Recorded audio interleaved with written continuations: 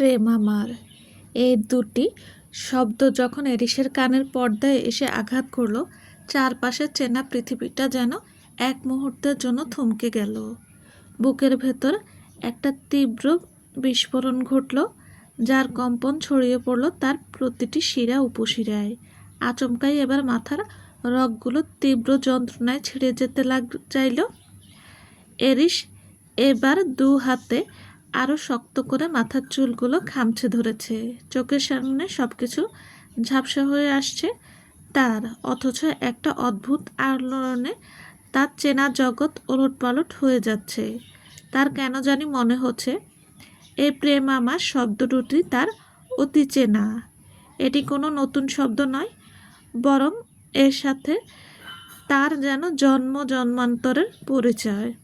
এরিসের মনে হতে লাগলো এই শব্দ দুটির গভীরে তার জীবনের কোনো একটা বড় অংশ লুকিয়ে আছে, কোনো এক হারানো অধ্যায় যা সে বহু আগে কোথাও ফেলে এসেছে। এরিস এবার দুচোখ জোড়া বন্ধ করে ফেলল।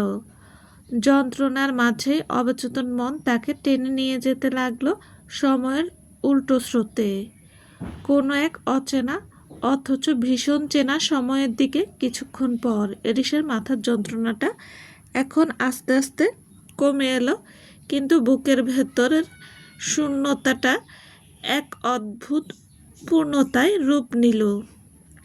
এরিস বুঝতে পারল এই জীবনে সে নিজেকে যতটা একাকী ভেবে এসেছে, সে আসলে তা নয়। প্রেম আমার, এটি শুধু কোনো সাধারণ বাক্য নয়, এটি ছিল একটা অতীতের চাবিকাঠি। তার অবদমিত অতীত, তার ফেলে আসা ভালোবাসা এবং তার আত্মার গভীরের লুকিয়ে থাকা সত্যকে জাগিয়ে তোলার অস্ত্র। এরিস এবার খামচে ধরা চুলগুলো ছেড়ে দিয়ে পিটপিট করে চোখ খুলল। অতঃপর গাড়ির সামনের কাচের দিকে একদৃষ্টিতে তাকিয়ে সে ফিসফিস করে নিজের অজান্তেই ঠান্ডা ও প্রেমময় স্বরে উচ্চারণ করতে লাগলো, প্রেম আমার, প্রেম আমার, প্রেম আমার। এদিকে ঈশানী কাজ শেষ করে কফি শপ থেকে বেরোচ্ছিল। কফি শপের কাচের দরজা খুলতেই বাইরের দমকা হাওয়া এসে উড়িয়ে দিল ঈশানীর কপালের পড়ে থাকা অবাধ্য চুলগুলো। ঈশানী তার হরিণীর ন্যায় নীল রঙা চোখ জোড়া বন্ধ করে প্রকৃতির মুক্ত বাতাসটা অনুভব করতে লাগলো। বেশ ভালোই লাগছে তার, কিন্তু প্রশান্তির রেশটুকু কাটতে না কাটতেই ফোনের ভাইব্রেশন আর টুংটাং শব্দে মনোযোগ ভেঙে গেল ঈশানীর। অতঃপর বাঁ হাতে ঝুলানো সাইড ব্যাগ থেকে ফোনটা বের করতেই স্ক্রিনে ভেসে উঠল মেঘবতীর নাম। মেসেজটি লেখা ছিল, বেবি কোথায় তুই? বাসায় গিয়ে কল করিস তো, তোর সাথে কথা আছে। মেঘের কাছ থেকে এমন মেসেজ খুব একটা অবাক করার মতো নয়। মেঘ সব সময় এমন একটু অস্থির, একটু বেশি চঞ্চল ও উল্লাসিত হলেও আবার ঠিক ততটাই মমতাময়ী। ঈশানী মেসেজটা পড়তেই যেন মেঘের মনের ভেতর চলতে থাকা সেই উত্তেজনাটা টের পেল। অতঃপর সে ফুটপাতের রাস্তা দিয়ে হেঁটে যেতে যেতে ঠোঁটের কোণায় একটা মুচকি হাসির রেখা টেনে মনে মনে আওড়াতে লাগলো, এবার কল দিলেই মেঘবতী বলতে শুরু করবে, আবির ভাই এই করেছে, আবির ভাই ওই করেছে, আবির ভাই আজকে কালো প্যান্টের সাথে সাদা শার্ট পরেছে, আরও কত কি। মেয়েটা সাধারণ শুদ্ধ আবির ভাই, আর আবির ভাই ছাড়া যেন জীবনে আর কোনো অস্তিত্ব নেই। নিজের বেস্ট ফ্রেন্ডের করা সব পাগলামিগুলো ভাবতে ভাবতে রাস্তা দিয়ে হেঁটছিল ঈশানী। এদিকে রাস্তার ধারে সোডিয়াম বাতিগুলো এখন সবেমাত্র জ্বলতে উঠতে শুরু করেছে। ফুটপাতের রাস্তা ধরে ঈশানী আপন মনে হেঁটে যাচ্ছিল। এরই মাঝে হঠাৎ করে চারপাশের বাতাস যেন কিছুটা ভারী হয়ে উঠল। পেছন থেকে একটা দ্রুত গতিতে জুতো জোড়ার শব্দ আসতে লাগলো। এবার কিছু বুঝে ওঠার আগেই শক্ত একটা হাতের থাবা এসে ঈশানীর কবজি চেপে ধরল। হঠাৎ এক হ্যাচকা টানে ঈশানীকে রাস্তার পাশে দাঁড়িয়ে থাকা একটা কুচকুচে কালো সেডান গাড়ির দিকে টেনে নিয়ে যেতে লাগলো হুডি পরিহিত লোকটা। এবার খুব দ্রুত নিখুঁত দক্ষতায় গাড়ির সামনের দরজাটা খুলে ঈশানীকে এক ধাক্কায় ভেতরে বসিয়ে দিল লোকটা। অতঃপর নিজে বিদ্যুৎ বেগে পাশে বসে ধড়াম করে দরজাটা বন্ধ করে তেই যান্ত্রিক শব্দের গাড়িটা লক হয়ে গেল। এবার কোনো রকম কথা না বলেই লোকটা গাড়ি স্টার্ট দিল। এবার কালো সেডান গাড়িটি মুহূর্তের মধ্যে ট্রাফিক ভেদ করে ছুটে চলল তার নিজ গন্তব্যে।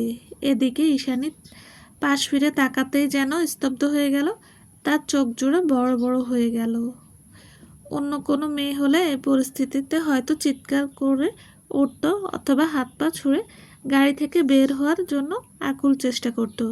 কিন্তু ঈশানী যেন অদ্ভুতভাবে শান্ত, তার বুকে কোনো কাঁপন নেই, চোখে নেই কোনো আতঙ্কের ছাপ। এভাবে কয়েক মিনিট কেটে যাওয়ার পর ঈশানীর এই অতি প্রাকৃতিক নীরবতা এরিসকে যেন অস্বস্তিতে ফেলে দিল। এরিস এবার আর চোখে ঈশানীর দিকে এক পলক তাকালো। ঈশানীর এমন শান্ত মুখশ্রী দেখে এবার সে গম্ভীর ও ধারালো গলায় বলে উঠল, কাঁদছ না কেন তুমি? জমের দরজায় এসেও ভয় লাগছে না তোমার? এরিসের কথা এবার যেন ঈশানীর ঠোঁটের কোণে মৃদু একটা রহস্যময় হাসি ফুটে উঠেছে। অতঃপর এরিসের দিকে তাকিয়ে হাসিকে সরিয়ে ঈশানী বলতে লাগলো, ভয় পাবো কেন? তা আপনি বুঝি নিজেকে এমন কালো আবরণে ঢেকে মানুষকে ভয় দেখান, আর হাতে এমন অদ্ভুত সাপের ট্যাটু করে নিজেকে পাইথন দাবি করেন? তা ওই দিন আপনার নামটা বললেন না যে? আমি ধ্বংস হয়ে যাব বলে? আমাকে ধ্বংসের শেষ প্রান্তে এনে দাঁড় করিয়ে আপনি বলছেন আমি ধ্বংস হয়ে যাব? বাহ, কিন্তু কিভাবে ধ্বংস করবেন আপনি আমাকে? আমি তো আপনাতেই ধ্বংস। আর কিভাবে ধ্বংস হব আমি? আর কিভাবে ধ্বংস করবেন আপনি আমায়? আমি যে আপনাতেই ধ্বংস হতে চাই, একবার নয়, দুবার নয়, বরং বারবার। তা আমার ধ্বংসের ঠিকানার নামটা কি জানতে পারি আমি?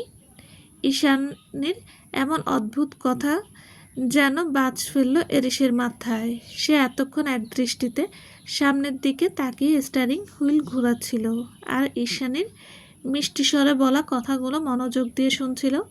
ঈশানীর শেষ বলা কথাগুলোটাই এবার এরিস পাশ ফিরে ঈশানীর নীল রঙা চোখ জোড়ার দিকে তাকাতেই এরিসের গম্ভীর মুখশ্রী এবার যেন নিমিষেই শান্ত হয়ে গেল। অতঃপর সে ঠান্ডা ও নিচু স্বরে বলল, অরণ্য। কিছুক্ষণের মধ্যে কালো সেডান গাড়িটি এসে থামলো একটি নির্জন জঙ্গলের সামনে। চারপাশটা কেমন যেন থমথমে, শুধু ঝিঁঝি পোকার ডাক আর গাছের পাতার খসখসে শব্দ। গাড়িটা থামতেই এরিসের ভেতরে জমে থাকা ক্ষোভ যেন লাভা হয়ে ফেটে পড়ল। সে ধড়ফড় করে গাড়ি থেকে নেমে ওপাশে গেল।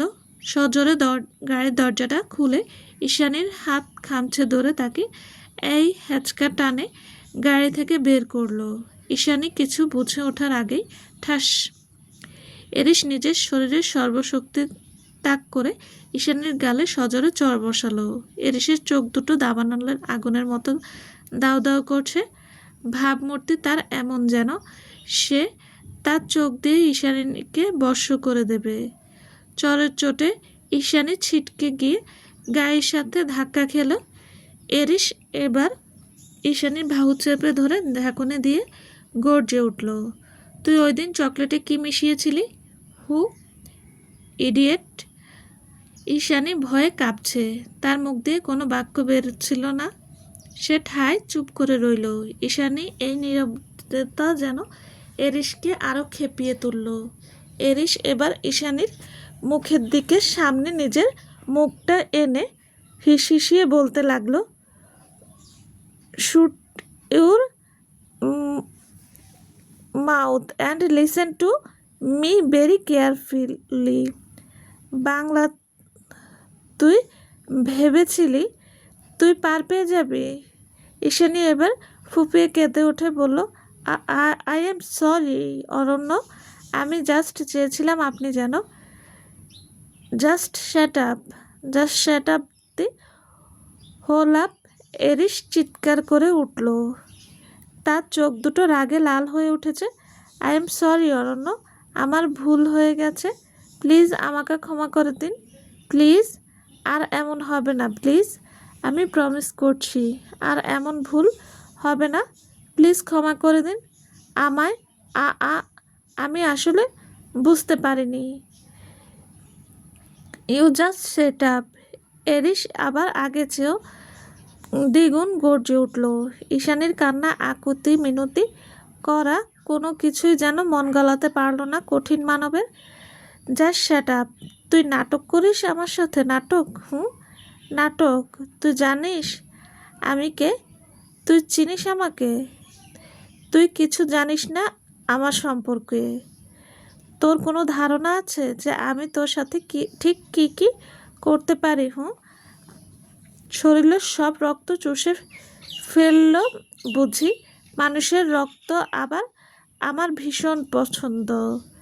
রাগে হিতাহিত জ্ঞান গর্জে ওঠে এরিস কথাগুলো বলে। এবার ঈশানীর বাহু চেপে ধরে এক হ্যাঁচকা টানে নিজের কাছে টেনে নিল এরিস। আকস্মিক হ্যাঁচকা টানে তাল সামলাতে না পেরে ঈশানীর মাথা গিয়ে ঠেকলো এরিসের বুকের ওপর। এবার আচমকা আকাশের গর্জে উঠল সঙ্গে সঙ্গে। আকাশ গর্জে ওঠার সঙ্গে সঙ্গে ঈশানী ভয়ে জড়সড় হয়ে দুহাতে শক্ত করে জড়িয়ে নিজের সাথে চেপে ধরল এরিসকে। আর সূচা ধারালো নখগুলো যেন বসে যাচ্ছিল এরিসের পিঠে। এরিস প্রথমে ঈশানীর এমন আকস্মিক আচরণে বিরক্ত হয়ে ঈশানীর হাতটা ঝটকা দিয়ে সরিয়ে দিতে চাইল, কিন্তু হাড় কাঁপানো ভয়ের চাদর জড়িয়ে ঈশানী কাঁপা কাঁপা গলায় ফিসফিসিয়ে বলতে লাগলো, অরণ্য অরণ্য, প্লিজ না, প্লিজ না, প্লিজ, ভীষণ ভয় লাগছে আমার, প্লিজ না অরণ্য। এবার যেন এরিস কিছুতেই ঈশানীকে নিজের থেকে দূরে সরিয়ে দিতে পারল না। কেন জানি তার মন চাইল না ঈশানীকে নিজের থেকে সরিয়ে দিতে। কেমন জানি তার বুকের ভেতর শান্ত অনুভূতির জায়গা জাগন দিল ঈশানী তাকে নিজের সাথে জড়িয়ে নেওয়াতে। কিন্তু এরিস যেন কিছুই বুঝে উঠতে পারছিল না কেন তার এমন হচ্ছে। কিছুক্ষণ পর হঠাৎ সাকুরা ফুলের মিষ্টি কড়া ঘ্রাণ আসতে লাগলো ঈশানীর শরীর থেকে। সাকুরা ফুলের মিষ্টি ঘ্রাণ অনুভব হতেই এরিস এবার নাক টেনে নিতে লাগলো মিষ্টি ঘ্রাণ। এই সুবাস এরিসের অতি চেনা পরিচিত মনে হতে লাগলো। সাকুরা ফুলের সেই চেনা সুবাস যেন এক নিমিষে এরিসকে ফিরিয়ে গেল স্মৃতির কোনো এক হারিয়ে যাওয়া গলিতে। এরিসের ক্ষণে ক্ষণে কেন জানি মনে হতে লাগলো এই ঘ্রাণ তার অতি চেনা। এই মিষ্টি ঘ্রাণের সাথে সে পূর্ব পরিচিত। এই মিষ্টি ঘ্রাণ সে আগেও যেন অনুভব করেছে কোথাও একটা। এবার আচমকাই হঠাৎ করে এরিসের মাথাটা অদ্ভুতভাবে শিউরে উঠল। এরিস এবার ঈশানীকে এক ঝটকায় ধাক্কা মেরে নিজের থেকে সরিয়ে দিল। মাথার যন্ত্রণা সহ্য করতে না পারে চোখ জোড়া বন্ধ করে ফেলল এরিস। অতঃপর দু হাত দিয়ে মাথার চুল খামচে ধরে ফেলল সে। সঙ্গে সঙ্গে চোখের সামনে ভেসে উঠল অতীতের সেই পুরনো দৃশ্য, যেখানে দেখা যাচ্ছিল কোনো এক রমণী মেঝেতে শুয়ে থাকা অবস্থায়। রমণীর চোখ জোড়া বন্ধ, সে একদম শান্ত হয়ে ঘুমাচ্ছে। যার পাশে বসে কোনো এক পুরুষ কান্নায় ভেঙে আর্তনাদ করছে। দুঃখে কষ্টে জর্জরিত হয়ে সে কি যেন করছিল আর্তনাদ করে। এরপর পুরুষটি তার কোমরের কাছ থেকে একটা গান বের করে পরপর সে তার মাথায় চেপে ধরে গানটি পরপর 2 বার সে শ্যুট করে দেয় নিজেই নিজেকে। চলবে। আসসালামু আলাইকুম। গল্পটি যদি ভালো লেগে থাকে প্লিজ লাইক কমেন্ট করবেন, আর হ্যাঁ অবশ্যই শেয়ার করে দেবেন। আর যারা এখনও আমার চ্যানেলটি সাবস্ক্রাইব করেনি তাদের বলছি প্লিজ চ্যানেলটি সাবস্ক্রাইব করে পাশে থাকবেন। সবাই ভালো থাকবেন। আল্লাহ হাফেজ।